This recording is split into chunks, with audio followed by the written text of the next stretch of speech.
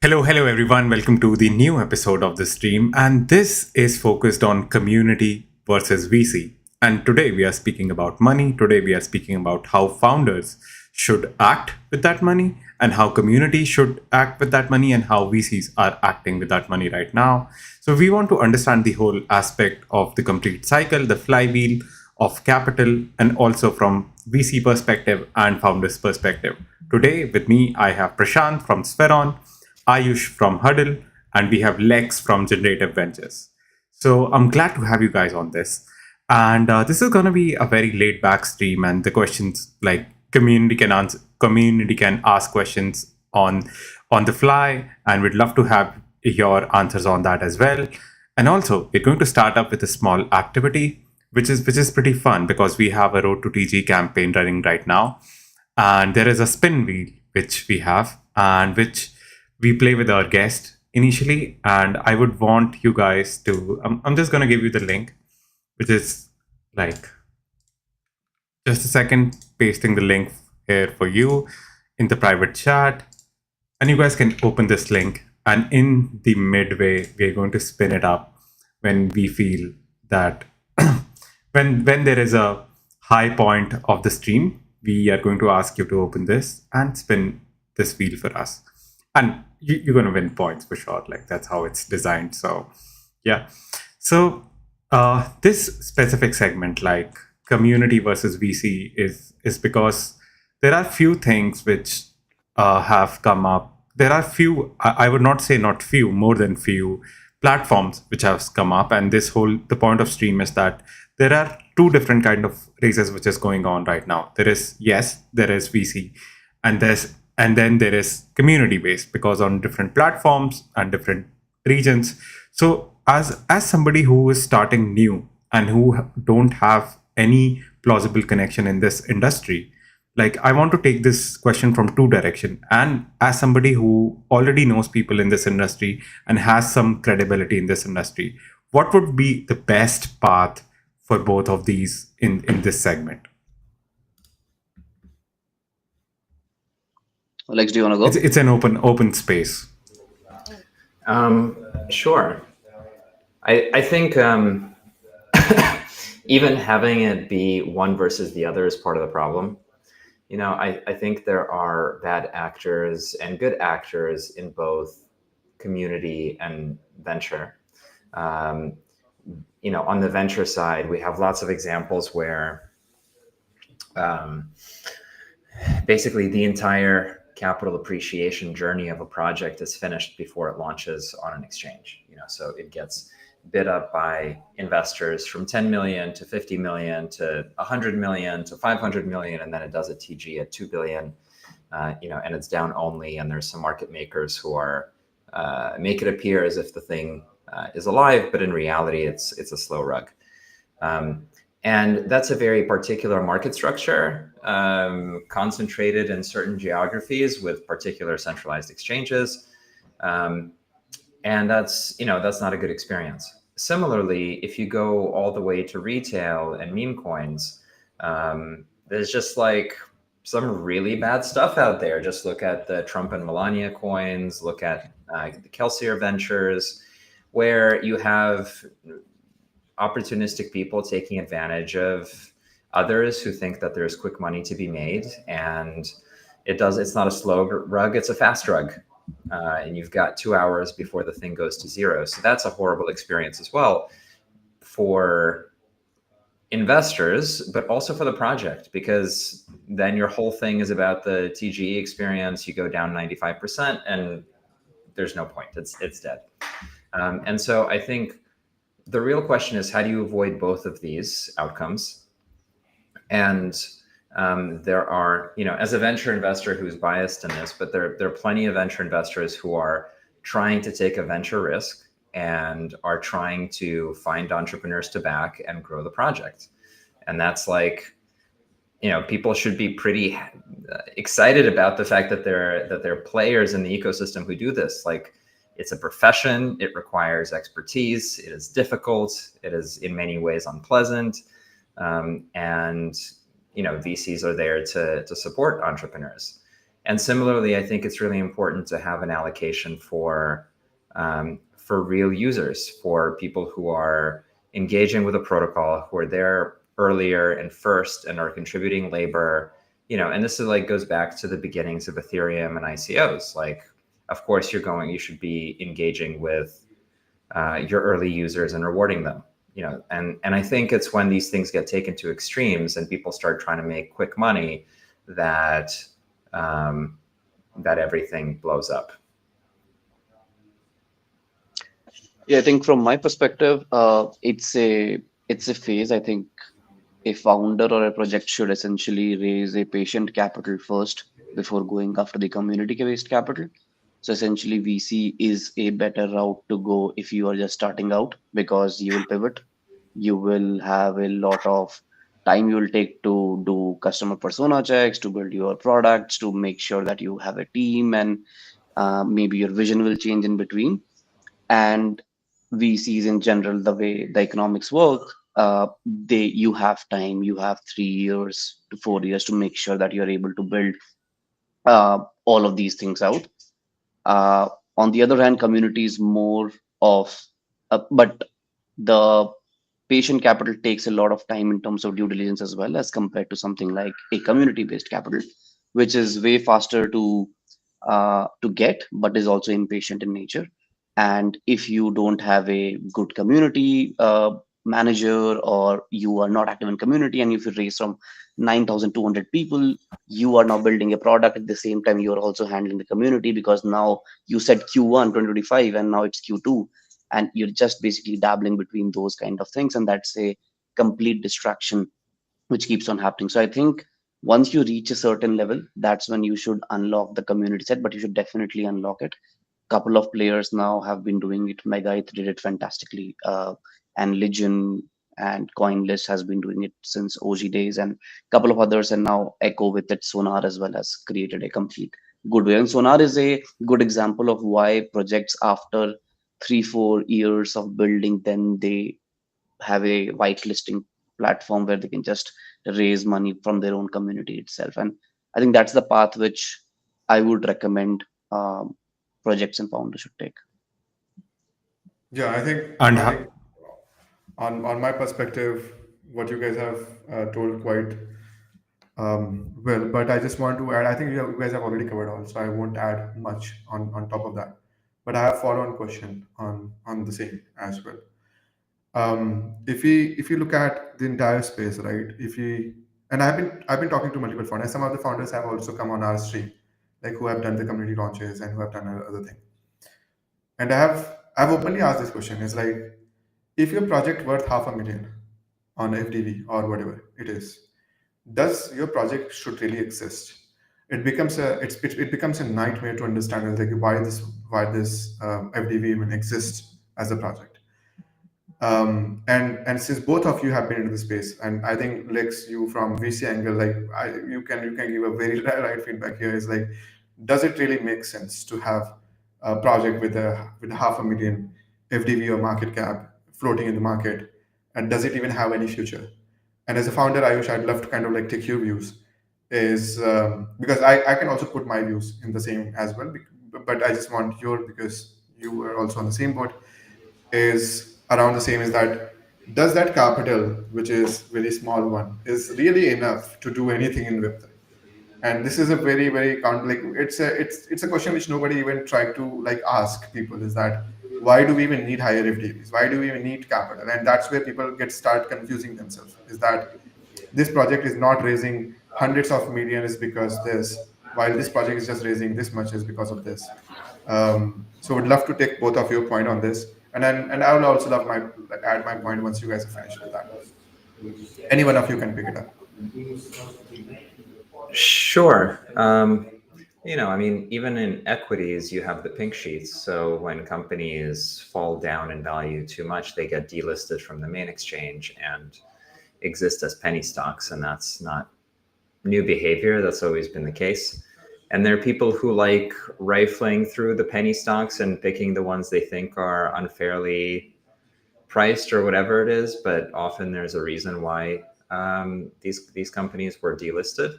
I mean, when you look at crypto, it's like the same, but exponentially more intense, right? So the projects that are good are usually way overvalued, and the projects that are bad get compressed down to, or that are struggling, get compressed down to zero.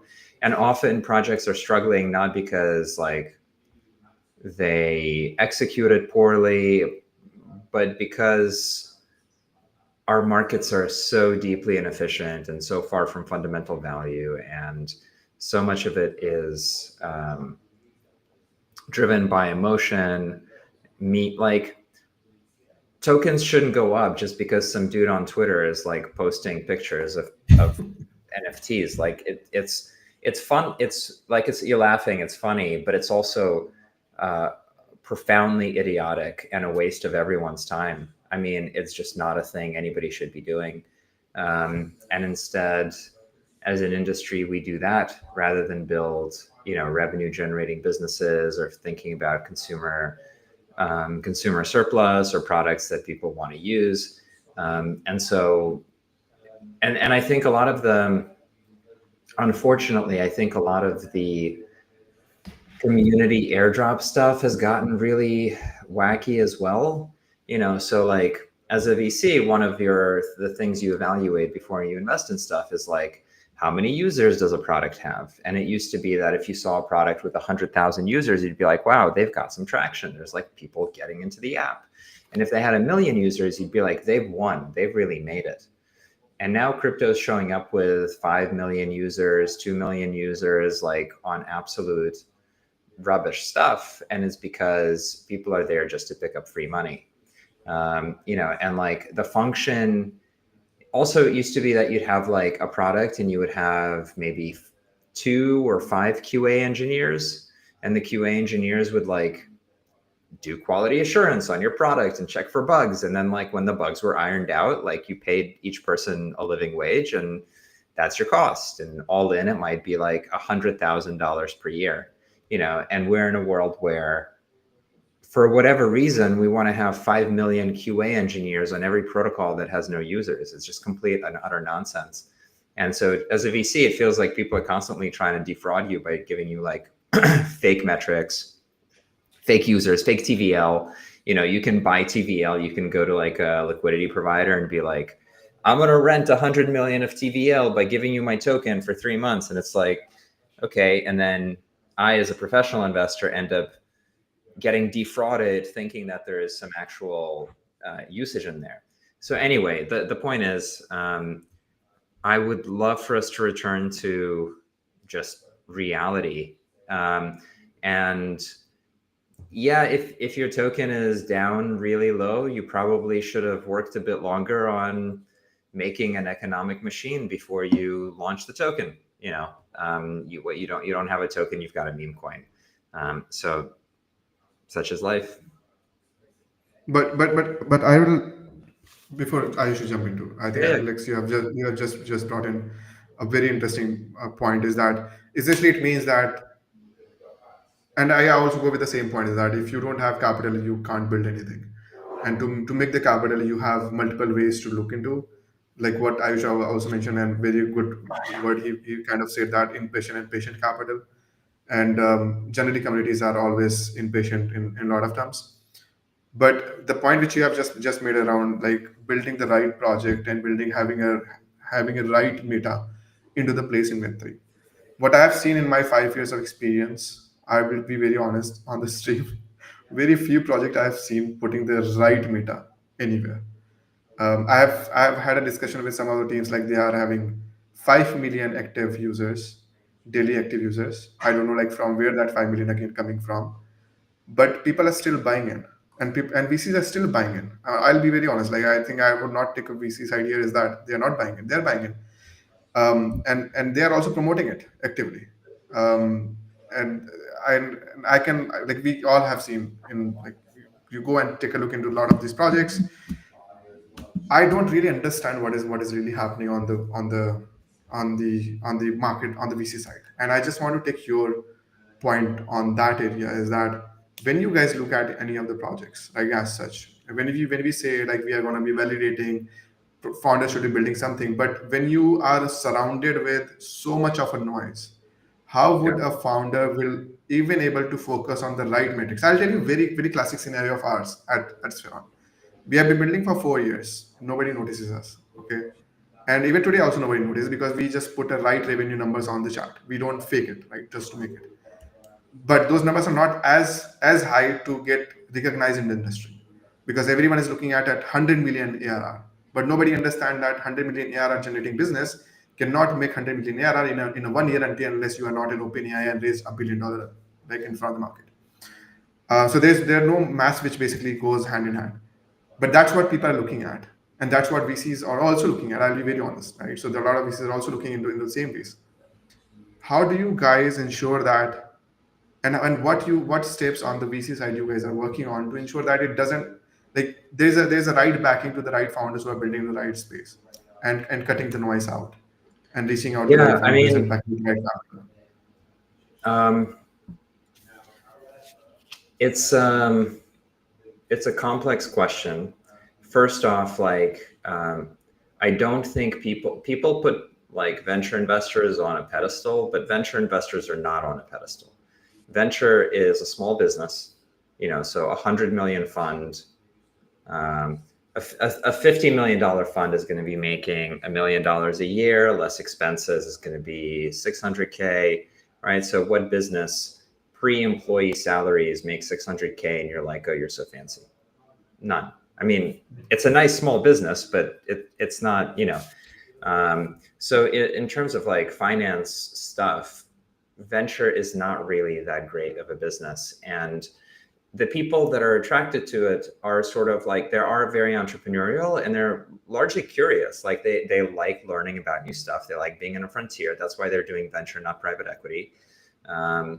And a good venture investors will be on the side of the entrepreneur because they want to win big and they want to be on the frontier. The problem with venture portfolios is that the only way you can do that is if you unicorn hunt. You cannot build a venture portfolio that works if you are trying to get a bunch of 3Xs or 5Xs. Just the math doesn't work out. You need a 10 to 50X exit, at least one of them, if not more, in order to renew the fund and get your mandate back and keep your job, or otherwise you're just fired, from your small financial practice. So it's not like you're talking to the Warren Buffetts of the world. You're talking to smart people, but they're in a handcrafted kind of like small business position, unless they're at A16 where they're just an index of all entrepreneurship. So that's kind of number one. Number two is, so then you're constructing this portfolio where you need really asymmetric bets. So let's say we're in a market where everybody's honest and 95% of the stuff you meet will be, I say like 50% will just like not be very promising, but like 30 to 40% will be very reasonable businesses that are performant, and the entrepreneurs have uncovered something, they're building something real. But as a venture investor, you might be looking, as an angel, you might be like, I like the team, whatever, let's go. As a venture investor, you might be like, okay, they went from 500K to 700K to 1.5 million to 2 million over 4 years. Is this going to be 100 million run rate in 5 years? The answer is no, that just the math doesn't work. So you might like the team and the business and the market opportunity, but it doesn't solve the math of the portfolio. And so you're just by default, you can't do it, and that's part of the profession. Occasionally you'll meet something that's very irrational or unreasonable. Like, Bridge got acquired for Stripe because they had a contract with SpaceX to do the satellite payments with Musk, and it's like, okay, that's unusual. It ended up being worth $1 billion.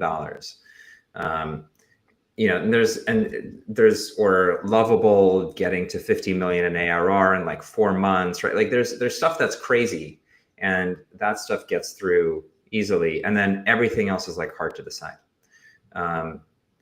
so those are the dynamics of the venture investor. So often a rejection from a venture investor is not a failure of the entrepreneur, it's the failure of the VC to do proper portfolio construction or to keep up with the trends, or maybe they don't have capital when you show up, or what, it's lots of reasons.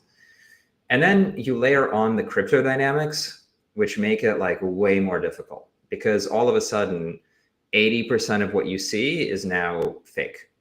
It's like gamed, because people have realized how to growth hack, and so like they can take advantage of less sophisticated market participants. And so then you have to kind of like benchmark stuff based on local markets, like where it comes from. So I'm sure you've come to some Twitter profile and it's got like 3,000 followers, but like lots of engagement on the tweets that are kind of like real with people from the industry. Or then you come to some other account and it's got like 500,000 followers and lots of bots on the accounts. You're not like, which one is fake, and so, and then you check the geographies, and one is from Germany and the other one, I don't want to pick on a geography, but one is, in a place that has a lot more airdrop farmers, right? And it's just repeatable patterns. So then if your mandate is pick some European startups, then you'll be like, yeah, 20,000 users, pretty good. And if your mandate is pick a bunch of Asian startups, you're like, yeah, everybody bots their accounts. That's just market practice. And let's see if they have connection to market makers and exchanges. And so you have to layer on the skill of trying to localize and figure out how people perform relative to their peers. I think there's probably funds who will say navigating the attention game and growth hacking is part of what a startup is supposed to do. So if you're in an industry where it's game theory, it's a prisoner's dilemma, right? So if everyone's cheating and you're not cheating, either you need to move to a different game where no one is cheating, or you need to cheat. You can do it in an ethical way, but like if everybody's buying whatever Kaido points or InfoFi, blah, blah, blah, fine. Like do an allocation of some of your token for that stuff and so on. But at some point you might just feel like unpleasant about it and decide, I don't want to do this. It's not worth my life to like extract from people time in exchange. You know what I mean? Like, so some games are just not worth playing, and that's okay. And some VCs are not worth attracting, and that's okay too. As long as end of the day, like the goal should not be like, can I get a VC who can pump me up so I can TGE on BitGet and like exit in the first like day. The game should be like, can I make money from the thing that I make, and like everyone's better off because our business exists. Amazing. I think one of the best answers I have ever heard. And we are just going to crop it entirely as it is. And we are going to send it to everyone who is investing into the VC side. But thank you so much, Lex. I think you have brought in some of the like amazing points out there. And that's what we all, and I think like Ayush is also here. And we all are here on the founder side, and we also have kind of like learned over the years the game theories that if you want to remain in the game, you have to play the game, or else you should not. I think that's a right way of putting the things forward. Again, thank you for that. Ayush, I would love to hear your POV on the first question, like the second question, which like I asked before Alex started, like on the VC side, on the founder's POV. Like, how do you look at it? And I know, like, on the Huddle side, I'm just FIA, I'm also one of the early investor at Huddle One. I did not invest into Huddle One just because they are building video conferencing. I invested because founders were great. And that's how we are. And we are also friends to kind of back each other up. So wanted to understand your, and this is a disclaimer for everyone. Okay. So wanted to understand here on your POV is that I know Huddle One has been doing amazing work in the industry, building this Zoom competition and all of the stuff, which is very, very rare to see, like people go for. If I look back the same question on from your founder perspective and POV, will it really make sense to you to like launch your project at 500K FDV? or build At from it? Like 500, what would be your take on such kind of launches, which is big community driven launches? yeah, I think if you are trying to build, like we are trying to build a bandwidth, like we're trying to take hyperscalers like AWS head on the bandwidth side of things. And to do that, you require, though deepen is making sure the capital becomes more efficient, but um, you still require capital. At the same time, you require to get network effects on top of your own app, because you need to build the two-sided marketplace, both demand and supply, and you are in the middle of that. Uh, so 500K FDV means half a million of FDV at the start is, I think even in the YC standards, it's on a pretty lower side of things if you do an apple to apple inference based comparison. And that's why I think doing that might not make economically a lot of sense, considering if you want to even raise 100K, you are losing up 20% as it is, which as compared to Y Combinator deals are uh, like the valuation at which we started is around 2 million, where you raise 127% classic. So that's why I believe that it's comparatively very low valuation. But I think your question regarding, I got a very, very interesting insight regarding why there is this whole passing the parcel of, uh, I think on the VC side, I believe there is a passing the parcel, which happens a lot. And I think it happens because of multiple reasons, also geography dependent. For example, I believe that if you are a fund in APAC, there is more competition. There are fewer LPs, and because of that, you need to return back funds in 3 to 5 years, as compared to US based funds, where you have a levi of 7 years. Some even have 7 plus 3, that means 10. And because of that, there is a kind of disbalance between the the faster you need to uh, basically make money so that you have a better DPI. That means distributed to paid in capital. If you don't have a good DPI, you can't raise your next fund. If you can't raise your next fund, and that's why the game becomes passing the parcel rather than fundamentals, at least at the starting stage. Uh, and I don't know what's the way to solve that, because it's the game which has been played in this manner, at least on the funds which are having more 7 to 10 years of horizon in terms of the LPs giving them enough leeway, which A16Z has, a couple of bigger funds has, they can play on the game of actual revenue. But a lot of funds, I believe, can't play that game because they need to just make sure that they invested at 10, somebody came at 30, then 50, then 70, then 100, and they made their DPI back, and then they can raise the next fund quickly. That was last was 30, now they can raise 70, and then they raise 100. How do you get out of it? I don't know. Like, what's the way to figure that out? But I think after the community started coming in, the FDVs have started going down a lot. Like, for example, if you were high flying at 150 million FDV, community came like, hey, hold on, we won't buy it more than 75. And unlock also, we need this much. So I think those things have made sure that though we don't have P by E and those kind of fundamentals, but at sometimes I believe community tries to uh, Lower make down sure the that, yeah, lower down your valuations, that you, not because they are looking funded, they're looking at TGE and then they're looking at the calculations. Everybody's become smart on that end. So yeah, I think you need to balance it out. But internally as a founder, I need to make sure that I have enough runway which I get created, so that if I'm building a fundamental business, at the end of the day, I am having enough time to build this two-sided marketplace and go about it in that manner. And that's how I think a lot of genuine founders are also playing this game, making sure that they have enough runway while making sure that they don't show a 150 $200 million of ARR. You can't check the dune, you can't check anything. There is no way to validate those things also. Um, at various places, like I can't validate any of these revenue numbers, uh, but yeah, I think it is what it is. You should know that you are making money even if your token is going down. Let's suppose on day one you are making money so that you are afloat. That's what a founder can, a genuine founder does, is what I believe. Yeah. Yeah, and also you have also brought earlier when you were speaking a very good point about the pivot.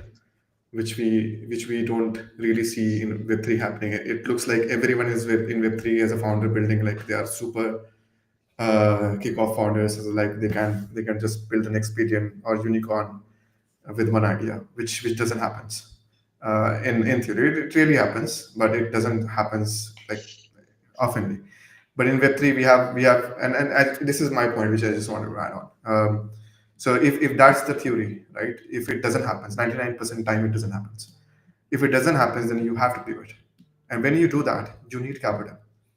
And how do you need capital? And the YC example which you have given, it's a very good one. But again, in that case, it's equity. You are not giving out. You can always go and print more equity. Like you can do multiple things there to like, and it's yours. It's like you have just sold 8%, 92% is still yours, right? But in this case, when you do the community raises, those 92% is not yours. Right? It's not even close to yours. And if you try to do that, then you are screwing up your project. So essentially, what I have learned over the years is that community, yes, it's needed, but community also have to understand that if any project coming up and dropping you 100% token on day one, they are gonna wreck you down the line, or they are just gonna sell your token down the line. And there are multiple. I think there was a chart which was done by Sixth Man Ventures team. They have done a very thorough analysis around the airdrop analysis. I would love to share it with you guys also to take a look. People who have done a massive airdrops has seen a significant sell-off down the line. So with that, I love to like pull off myself from this conversation, or else I'll just keep on asking a lot of this question, and then entire question sheet which Prakash has will be useless. It's always I create that and then it's I I get just want a genuine answer. Okay, so honestly speaking, because I've been to yeah. the spaces, people just go and ask, you know what, just tell me this. What is the meaning of this? You know what, tell me this. But nobody asks that question of like from the foundational layer, what is the fundamental problem which is happening, which doesn't comes from the questions, right? You have to even ask such question, you have to leave that question's life, right? And leave that life to like get in that deeper. But yeah, I'll pass that on to you. So two things right now, as Ayush mentioned, Dune dashboard. So today we have released our annual ARR today, and which has crossed $1 million. So congratulations! It's a self shill, honestly, but yeah, congratulations, we're on team for making it happen. So I think it's community, honestly, because they are only, and we have also found a couple of interesting use cases there. But I'd give the entire things to community, because if they would not have came and used the product, we would not have been like, hit that. So it's entire community for us as a tech founders. We are here to build the tech. So and we will keep improving on that. So kudos to entire Spheron community. Amazing. And speaking of community, I think there was a recent experiment which happened right now on X, specifically, I would say, of Laudio. And I want to know, like, these kind of experiments which happens for, like, yeah, people were, I saw some very privileged folks who were like, yeah, here are my 4 tweets, now where is my airdrop? And such set of segment. And what do you guys really think about, in complete honesty, of such experiments which has happens? And because I feel that, and from my perspective, it is a zero sum game, like, honestly, which people play for their community, and even they try to retract value and extract value from whatever way possible. So what's your viewpoint on such experiments, or just like they are bantered as oh, it's an experiment, like we were just testing out? But what do you guys think about that? Yeah, I just summarized the question in the chat. So this is what Prakash is asking. Yeah,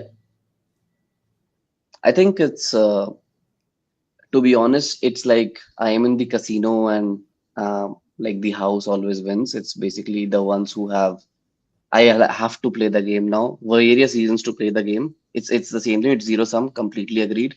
And it's my personal belief that this has actually destroyed organic marketing completely. Like it's gone. out of the picture. Now there are bubbles I have to see, and I also have to play. I'll not say that I don't play. I also have to play now into those games. The problem is that this game has also become important to play because now earlier they were, when like we started Spheron and Huddle, there were very less coins. Now there are 10x coins printed every minute. So now it's like so much attention has been sparse that if you don't do these things, there will be no attention on you. If there is no attention on you, there's no trading activity in you. If there is no trading activity and trading volume on you, technically at the end of the day, your token does a slow bleed So and a slow I'll death. take the opposite view of you. Like, how many of you heard anything from the Bridge founder before his company got bought for $1 billion by Stripe? I haven't. I used Bridge because of CopperX, but yeah, He it's had completely like fundamental based 1,500 company. followers on Twitter. Or Yeah. something like that. Okay. Yeah. Because it is important to be good at a video game, but once you're very good at a video game, the thing that you're good at the end is the video game. So it is super important to be good at farming Kaido points or Laudio, or to do the pyramid schemes and on FriendTech or decentralized social.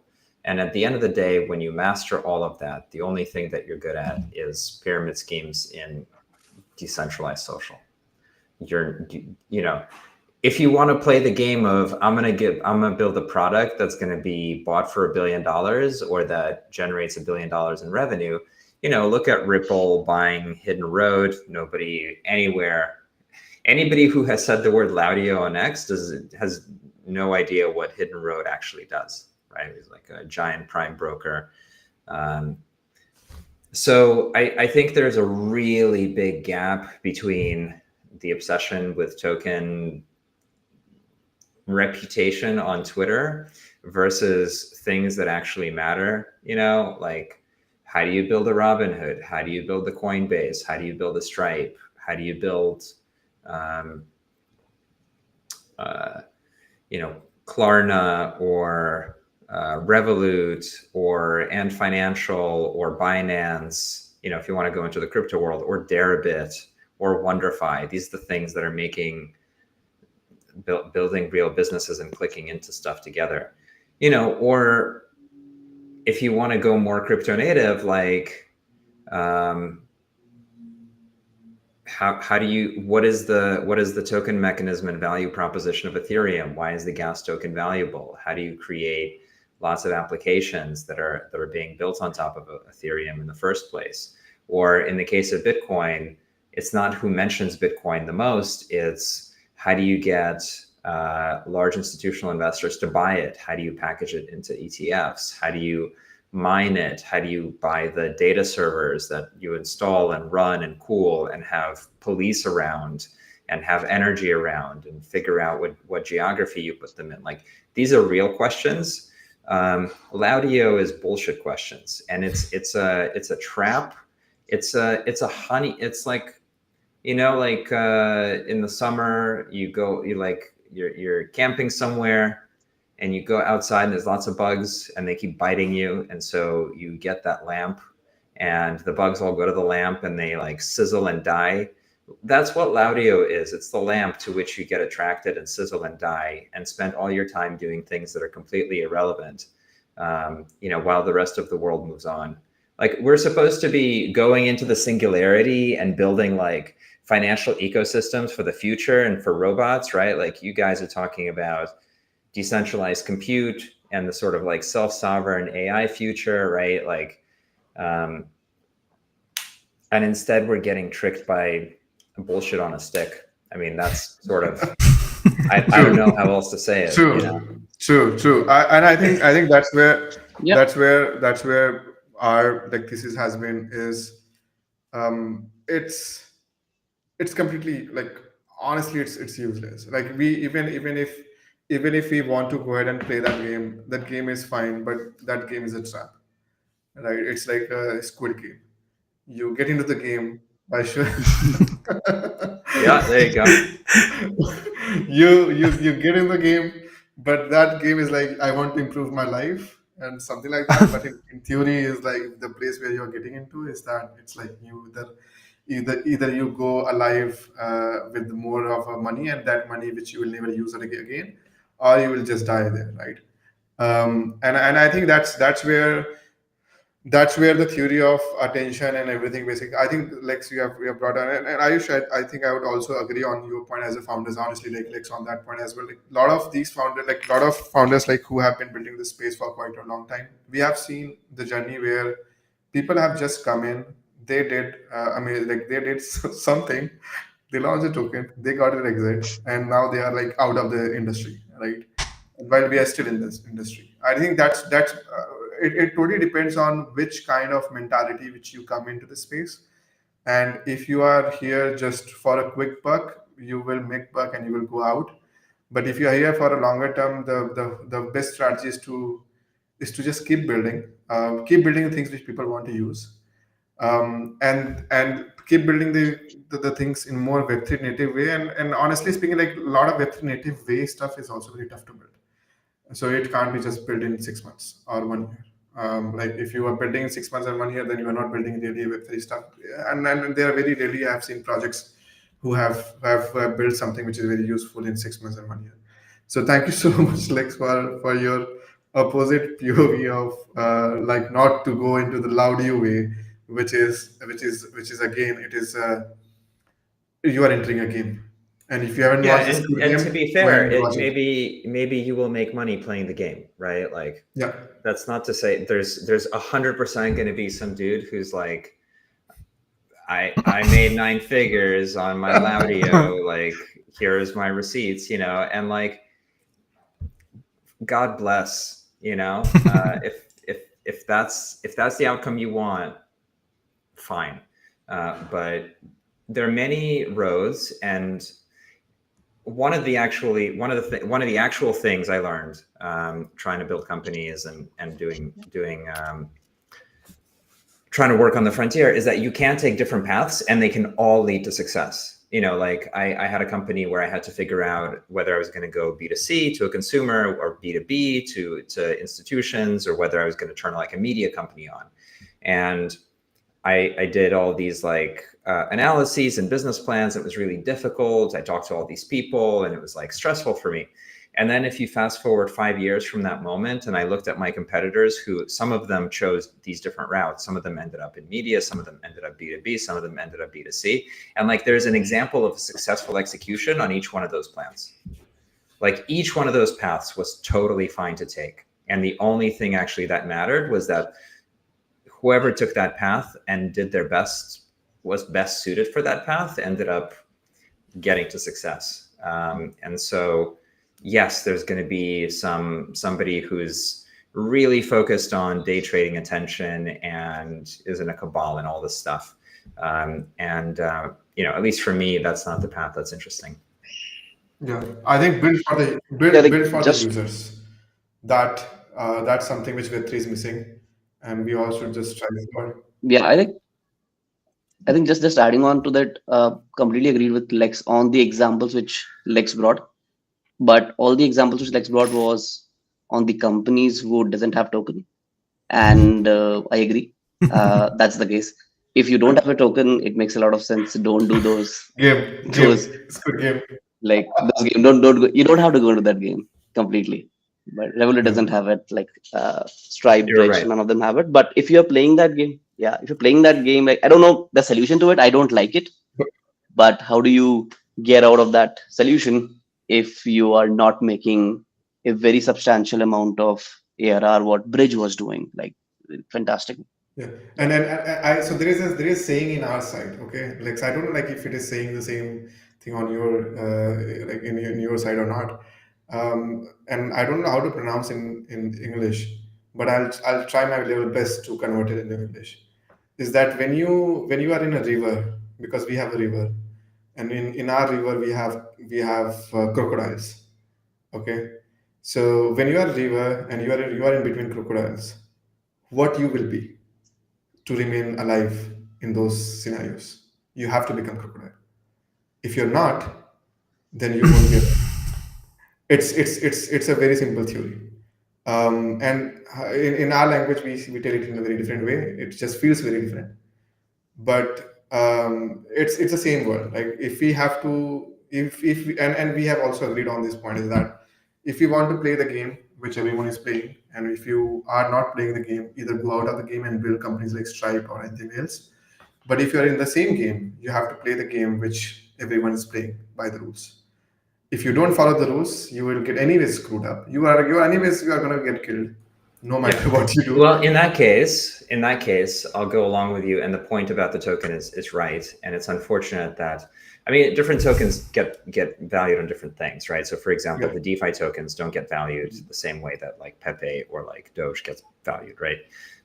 Or Bitcoin doesn't get valued the way that ETH gets valued, and so on and so forth, or Solana. So they're even in the token game, there are different types of tokens to build based on what their accrual mechanism is and so on, right? And Hyperliquid's a recent and trendy example of why revenue can if you can market make your own supply, then you can paint your own story and you don't need to market as much. But if you are going to play sort of the small market cap, have to get attention, not yet relationship with financial institutions, I would just bot the hell out of it. I would if I were to build it, I would try to break the system and just like as much AI as possible into as much slop as possible and just spam the living shit out of X in order to break these systems, because they're not very high quality systems. And I think we're starting to see it actually for many months now. Like the experience of reading Twitter has changed from reading human writing to clearly sort of like AI optimized writing. So I don't think it's going to make things better. And Laudio was a good example of like, if you have no content, but just like a financial performance art, how much is that worth? And I think we talked about it before. It's worth about $5 million. So, Yeah. All right, I gotta hop. It's been a pleasure arguing with you guys. Thanks so much for having me on.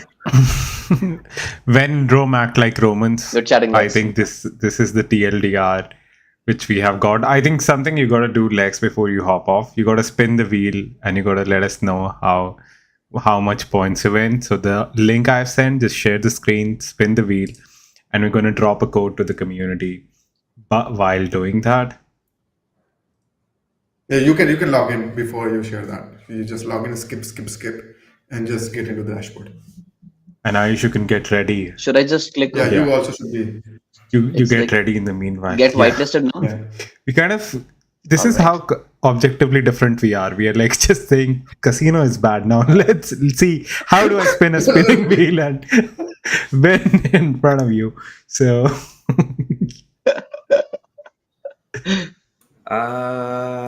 Skip. Where am I? Okay. All right. can you see it? Let me Can you see. share your Yeah, screen? yeah, We yeah, want to yeah, see your yeah, luck yeah. today. Yeah. We call it pump.fun luck. So yeah, Am I there? Can I skip or should I apply a code? Will I get more Yeah. points if I I'll give the Yeah. code in the stream, but All just right. a second. Okay. Here we go. But you can spin it right now. everyone is a gambler? Yeah, let's see. Oh man. Damn, Yeah. that's It's- Yeah, it's you the know. lowest. It could have been better. It's true. It could have been better. Lex is a fundamental person now. I know. Now you know. The market He has proved punished it. me. All right. Thanks, guys. Thank you. He manifested Thank you, for Lex. it. Okay. Have a good one, Lex. See you, Lex. Now it's us, Ayush. Ayush, it's yeah. your time to showcase. Oh. Will I get just tell me one thing? If I just add the referral code, will I get more points? Is it better in terms of? Okay, all right. Let's get that then. Okay. Wait, So you want just a you want second. referral code? Take mine. Give me more points. So we just wanted just for everyone, right? So we just wanted to make it more fun.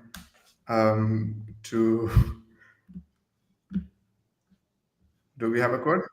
It's sending in the I'm, private chat. I'm just getting mine. So you should use mine so that I can get. Yeah. invited by member. Okay. Claim my bonus point. Where's my promo code? Oh, bro. Yeah. Where's my promo code? I think I screwed up. Yeah, I've got my promo code. Here you go. Here you go. Anyone wants to join my promo All code? right. Here you go. You can put this one. All right. You can put this one. Should I Yeah. screen share? All right. And people who are watching this, I'm gonna put one. Don't put yours. Just put the community one, okay? Yeah. Oh, I got 100 bonus points. Oh my god. Nice. So I'm already equal to Lex. Yeah, you are already equal to Lex because he skipped. All right, so you are still not whitelisted. Your points will come up. Now you can go down. There must be spin wheel here. All right. Wheel of Fortune. Let's go. 1, 2, 1, 2, 3. Ah, damn. I who literally has- thought he got like Who- 20K. yeah. You know, like damn. It was very man. near to 20K. Yeah, Okay. but nice. Okay. Thank you so much for. But this has been great. Yeah, good discussion, and it was good that you asked some pretty tough and good questions in between. Prashant. Yeah, it was needed. It was needed. But before we sign off, I'm feeling my soul is clean because I answered everything like completely honestly. So I'll have a good night. I think we all should. And the reason we had this, it's also the mental therapy for a lot of founders and VCs who are coming on this podcast. Yeah. If you go and hear our previous ones, and if anyone is building here, do hear our previous ones. There we had some of the amazing discussions which we had, and very open and honest one. And the reason we want to keep it more open and honest is only one thing: is it feels good when you speak the right things, and you sleep well. You don't have to take sleeping pills Yeah. to just sleep. So sleeping therapy for founders. This is gonna be our next episode. How to fight those lonely days. That's a good title, by the way. So that's the reason we had. But before we sign off, like I think Lex, we haven't given him opportunity to shell Generative Ventures, but we have this ritual which Prakash was supposed to be asking this again. I'm just asking this because I just don't want to. You just took it from me. I was just gonna say that, but yeah. So go ahead, shill huddle as hard as you can, and then I'll jump on Spheron, and then we'll move on from there. Amazing. So hey everyone, just like what Spheron does in terms of the compute space for making internet better, Huddle does the same thing for bandwidth, which is a very critical component. The call which you're doing here, if you saw some amount of latency, that's because of the bandwidth issues. If you want to have better bandwidth, you should use Huddle 01 Meet app. It already has 100,000 downloads on Play Store, on iOS Store as well. So you can actually use a network live, which is being run on the nodes of people. And if you really like to use these, basically want to do this cool kind of stuff and want to run your own network, you should essentially go on to node.huddle01.com. There are only limited nodes. Use those nodes, run those nodes, and essentially make it all people powered, low latency, and high. How can we You can find me do this? How can we do this on Huddle? Yeah. This call, you can essentially same call. You can just go on to huddle01.meet. In that call, you just go into it. You live stream. This call is getting live streamed onto X. If you use Huddle 01 Meet, that get live streamed over X, over Twitch, over LinkedIn, over YouTube, all in one click. So you get way more distribution, and it's better for creators. And it's all running on our own nodes rather than hyperscalers. Amazing. Damn. So let's find out and let's create one for us for the next time, and let's run a trial and see how everything goes in, and we'll be logging into Huddle 1. So that's from us. Again, whenever we do the BD, we do it over a live stream, so that we just don't back off from our words, and same goes the other ways. But yeah, on the Spheron side, we are building the world's largest community powered data center. When I say that, it basically means that we believe in compute has to have a same right for everyone around the world, no matter from which region, location, or place of the part of the world you're coming from. You have the equal right as me, as Ayush, as Prakash, as anyone around the globe in the world to access those computing power. And to do that, we have built Spheron, where anyone can come in, become the part of a network. If you have an idle compute sitting idle in your home, town, village, wherever it is, if it has internet, it has compute capacity, if it has GPUs, CPUs, or whatever, you can connect to this Spheron and you can support somebody who might be in the college, universities, research, or even building a startup and don't have a lot of money, but he still wants to access those compute to build the startup. That's where Spheron comes into the picture. We can sell them. We can sell this idle compute capacity without heavy cost lifting and without going in a monster way of acquiring the money from the people. So that's what Spheron is all about. But yeah, Amazing. I'll wrap up here. Prakash, again, you want to wrap it up, but this is I'm just gonna give like last comment which we have. Ryan Johnson, who I believe in Spheron's live streaming therapy. Yes, Vaibhav, Nice. thank you for so much. I'm and- gonna and have you in this socially- therapy pretty soon. and I And we should live stream yeah, over yeah. socially. I Yes, think we I should think live I stream think over I've socially. already logged into. I think socially, my Lens account. I don't know like from where I have logged in, but I still need to find out. I'm just gonna be like diving into the socially and ensure that we are also live there, posting there as well. So see, this is what happens when you come to a stream and you talk about your project and product. We all talk about it, and all of these people who are gonna be watching it will be hearing about you. So sharing each Amazing. other out. Thank you And so much again, for joining us, guys. By the way, we had one more question again. The same question we had on our chat. Is this an Indian project? Hell yes, bro. Like this is an Indian. Yes, project. we are. There are so many questions. I wanted to answer that Yeah. as well. Yes. We always do. But Building for the But- world. so we receive this question all the time, and we all Every time. Yeah, we are purely Indian. Thank you for saying that. Even in comments. Have a good one, guys. Thank you so much.